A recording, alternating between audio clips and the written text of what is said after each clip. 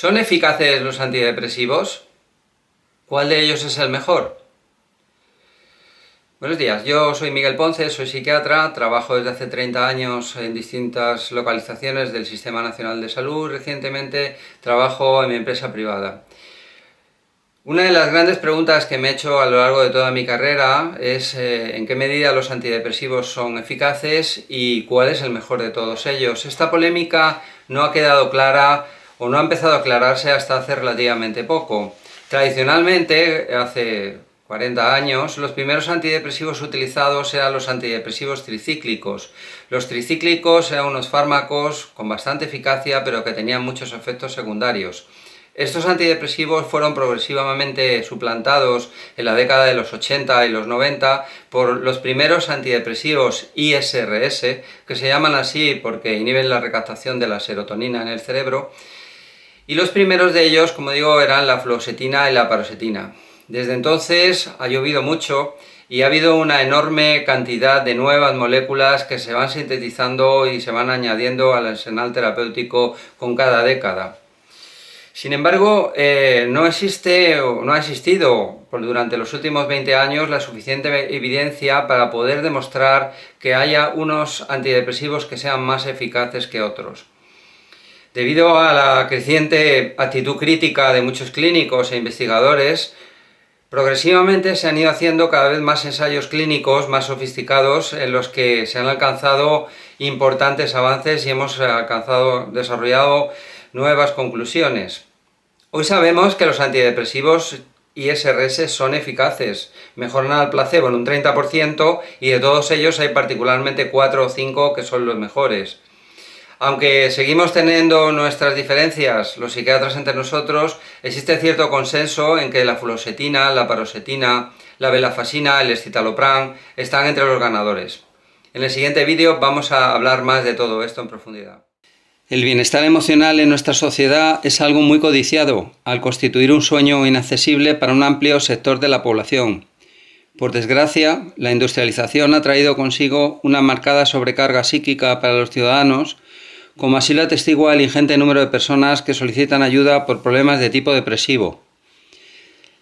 La depresión está subestimada en el entorno en el que vivimos. A grandes rasgos se calcula que afecta a un 3,8% de la población, lo que implica que unas 280 millones de personas sufren esta patología a escala mundial. Es cierto que una elevada fracción del total consigue llevar una vida adecuada con tratamiento, pero no es menos cierto que cada año se suicidan más de 700.000 personas en el contexto de sintomatología depresiva severa. Esta cifra es particularmente dramática si tenemos en cuenta que el suicidio representa la cuarta causa de muerte más frecuente en jóvenes de entre 15 y 29 años. Con el auge de la psiquiatría biológica, la pretensión de encontrar una solución rápida y eficaz se ha transformado en la gran tentación. Ante la magnitud del problema, los antidepresivos ISRS, que son llamados así al inhibir la recaptación de serotonina, se han vuelto el tratamiento más comúnmente aceptado y su uso se ha generalizado en Occidente. Hoy existe cierto consenso respecto a la eficacia de estas nuevas moléculas y puede parecer evidente que no administrar un tratamiento asequible de bajo coste, como los antidepresivos ISRS, es condenar a un paciente al sufrimiento.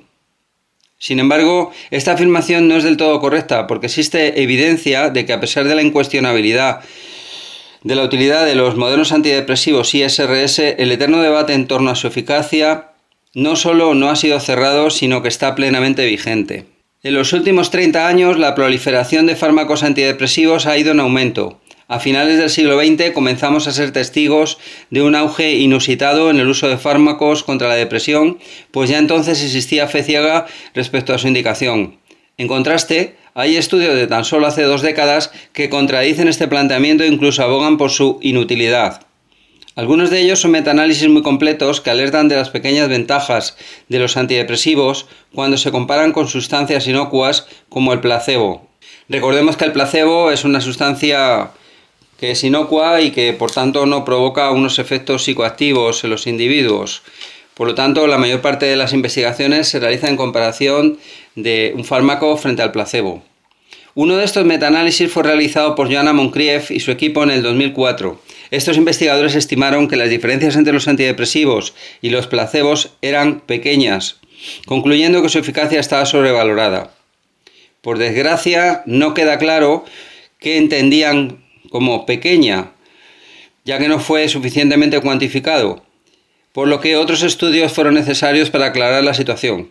En el año 2009, Bruce Arroll capitaneó un metaanálisis bastante exhaustivo que pretendía llevar a cabo una comparación entre los antidepresivos tricíclicos, que son los antiguos, los clásicos, que se utilizaban en los años 80, frente a los ISRS, que son más modernos porque tienen menos efectos secundarios, y el placebo, en pacientes deprimidos en atención primaria.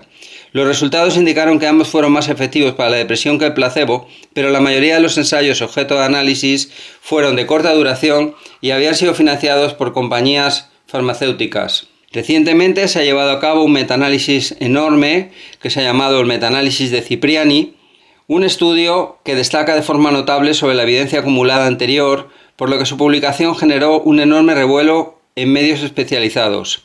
Se realizó una comparativa de la eficacia y la tolerabilidad de los 21 antidepresivos más utilizados, que fue publicada en la revista Lancet en el año 2018. La revisión es muy exhaustiva porque tienen en cuenta unos 522 ensayos clínicos y existe una participación de más de 115.000 pacientes. La premisa de la que se partía para elegir el mejor antidepresivo se basaba en la eficacia y la tolerabilidad de los fármacos que eran objeto de análisis. En los resultados se concluyó que la agomelatina, la amitriptilina, el escitalopram, la mirtazapina, la paroxetina, la venlafaxina y bortioxetina fueron más eficaces que el resto. Un tema determinante en el estudio fue el efecto placebo y su cuantificación. Recordemos que placebo es el conjunto de efectos sobre la salud que provoca la administración de una sustancia inocua que habitualmente se administra en forma de medicación. En la investigación médica, el efecto placebo aparece en diferentes situaciones y depende del grado de sugestión de los individuos, siendo los placebos más comunes las pastillas de azúcar, las infusiones y otros procedimientos menores. Pues bien, hace décadas que está en discusión el rol del placebo en la depresión, donde sabemos que juega un papel determinante. En el estudio de Cipriani, el propio autor principal del estudio reconoció en distintos medios lo que es un secreto a voces.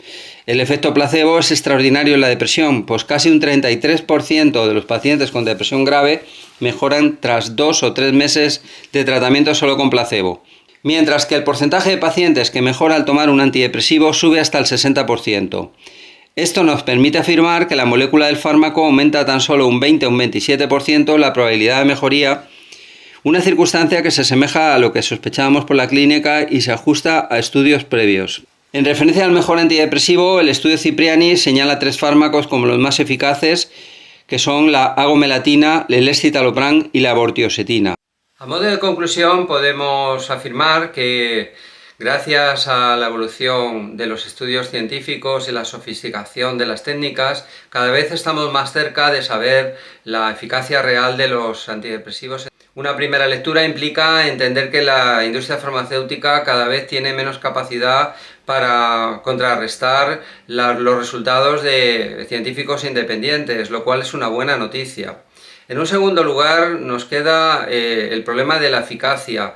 Todo apunta a que tanto la observación clínica como el análisis científico de los datos abogan porque hay 4 o 5 claros ganadores. Entre ellos no se pueden descartar la fluoxetina, la paroxetina, la venlafaxina y, por supuesto, el escitalopram y el citalopram. Con respecto a la bortioxetina, es un fármaco muy novedoso, es reciente y no queda muy claro su potencial a largo plazo. Hace falta años para que demuestre su posición en la carrera por la eficacia. Por último, es importante incidir en el tema del placebo. Los antidepresivos realmente solo mejoran la eficacia del placebo o baten al placebo en un 30%. Por lo tanto, existe casi un 76, un 77% de personas que no se mejoran de la administración de un antidepresivo en un determinado momento. Esto requiere cierto análisis. Obviamente una idea sería el recambio rápido, pero también hay otra cuestión que es el tema de la utilidad y la eficacia. Existe un sobredimensionamiento de la utilización de estos fármacos cuyo uso se ha generalizado en la atención primaria. Debemos cuestionarnos si son realmente útiles su empleo en patologías menores, en situaciones de adaptación, en crisis vitales, digamos, cuadros depresivos menores de corta duración. También su empleo en niños o en ancianos con muchas patologías. Pero donde sí que está claro es su utilización en las depresiones severas, en las situaciones que hay mucha resistencia a la eficacia de otras medidas, cuando existe alto riesgo de suicidio y cuando tenemos una depresión muy inhibida resistente. Muchas gracias, seguiremos editando vídeos.